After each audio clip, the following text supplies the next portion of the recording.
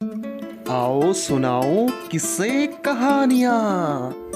शादी के 20 साल बाद नारायण की पत्नी रानी मां बनने वाली थी। नारायण की खुशी का ठिकाना न था। वह पत्नी की हर ख्वाहिश पूरी करने की कोशिश करने लगा। वैसे तो वो गरीब था, लेकिन जितनी उसकी हैसियत थी उस हिसाब से वह अपनी पत्नी की हर ख्वाहिश पूरी करता। एक दिन उसकी पत्नी का मन हुआ कमल ककड़ी खाने का, और कमल ककड़ी मिलती थी गांव से दूर एक तालाब पर, और वहां रहता था एक आदमखोर मगर। वहां जाने से सभी डरते थे, लेकिन नारायण अपनी पत्नी की इच्छा पूरी करने के लिए कमल ककड़ी लाने उस तालाब पर गया। तालाब पर जाकर जैसे ही उसने कमल ककड़ी तोड़ी, मगर बाहर आया, गुस्से से दहाड़कर बोला, अब तुम मेरा भोजन बनोगे। नारायण ने हाथ जोड़कर कहा, मगर भाई ऐसा जुल्म ना करो। मेरी पत्नी की तीव्र इच्छा हुई थी कमल ककड़ी खाने की, इसलिए मैं इस तालाब पर आया हूं, वरना मैं यहां कभी ना आता। मगर को अपनी मरी हुई पत्नी की याद हो आई, जो मां बनने वाली थी, और मृत्यु हो गई उसकी। फिर मगर ने कहा, मैं तुम्हें एक शर्त पर जाने दे सकता हूं। अगर तुम्हारे घर बेटा हुआ तो वो तुम्हारा, लेकिन अगर तुम्हारे घर बेटी का जन्म होता है तो वो बेटी तुम लाकर मेरे हवाले कर दोगे। नारायण के पास और कोई चारा नहीं था। वह चुपचाप हामी भरकर चला आया। घर वापस आकर उसने पत्नी को कमल ककड़ी तो दी, लेकिन पत्नी से कुछ न बताया। मन ही मन वो भगवान से प्रार्थना करता कि भगवान मुझे बेटी न देना, मुझे बेटा देना। लेकिन होनी को तो कुछ और ही मंजूर था।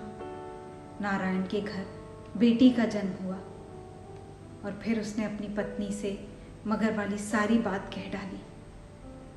पत्नी दहाड़े मारकर रोने लगी, क्यों मैंने कमल ककड़ी खाने की इच्छा जाहिर की? अब मेरी बेटी के प्राण संकट में हैं, मैं क्या करूं? नारायण ने कहा, धीरज रखो, हम अब उस तालाब पर कभी नहीं जाएंगे। हम वहां जाएंगे ही नहीं तो मगर हम तक आएगा कैसे? पत्नी ने कहा, ठीक है। एक बार नारायण के सपने में वो मगर आया और आकर उससे कहने लगा, नारायण, तूने अपना वादा तोड़ा है, लेकिन याद रखना, तेरी बेटी को एक दिन मैं ले ही जाऊंगा। नारायण डर कर उठ बैठा, और सुबह उठकर उसने पत्नी को सारी बातें बता दी। पत्नी ने आश्वस्त किया कि वह बेटी को उस तरफ कभी नहीं जाने देगी, फिक्र ना करो। नारायण अब अपने काम में लग गया था। बेटी 15 वर्ष की हो चुकी थी। नारायण और रानी दोनों ही भूल गए थे कि उन्होंने ऐसा कोई वादा मगर से किया था। बेटी चंदा एक दिन अपनी सहेलियों के साथ घूमते घूमते उसी तालाब की तरफ निकल गई, और तालाब पर जाकर उसका पांव फिसला और वह तालाब में गिर पड़ी। मगर को बस इसी पल का इंतजार था। मगर ने उसे दबोच लिया और उसे ले जाकर अपनी गुफा में रख लिया।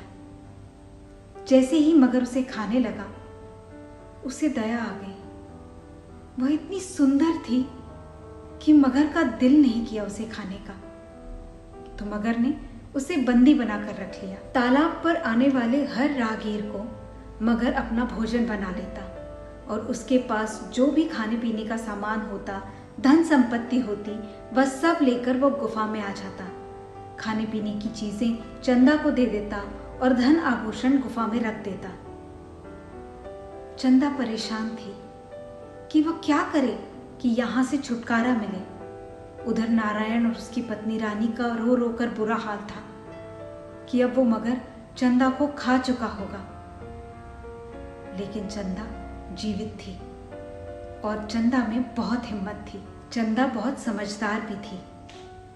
उसने हिम्मत और समझदारी से काम लिया।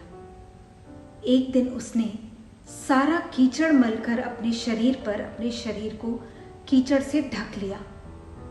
मगर जैसे ही गुफा की तरफ आया, उसे चंदा कहीं दिखाई न दी। वह पागलों की तरह इधर उधर चंदा को ढूंढने लगा, पूरे तालाब में चक्कर लगाने लगा और वह चलते चलते कहीं दूर निकल गया। पीछे से चंदा ने तैरकर तालाब पार कर लिया और वह जाकर अपने माँ बाप के पास पहुंच गई और माँ बाप उसे देखकर खुशी से फूले न समाये। उन्हें उम्मीद नहीं थी कि वह कभी भी अपनी बेटी को जीवित देख पाएंगे। चंदा ने उन्हें सारी बात बताई। बेटी की हिम्मत देखकर दोनों को बड़ा नाज हुआ।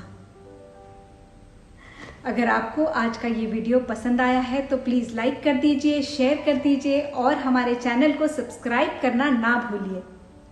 और अगर आप भी किसी ऐसी ही बहादुर और समझदार लड़की का किस्सा जानते हो तो हमें कमेंट बॉक्स में लिखकर ज़रूर बताइए। आपसे फिर मिलेंगे एक नई और मज़ेदार कहानी के साथ। तब तक के लिए नमस्कार।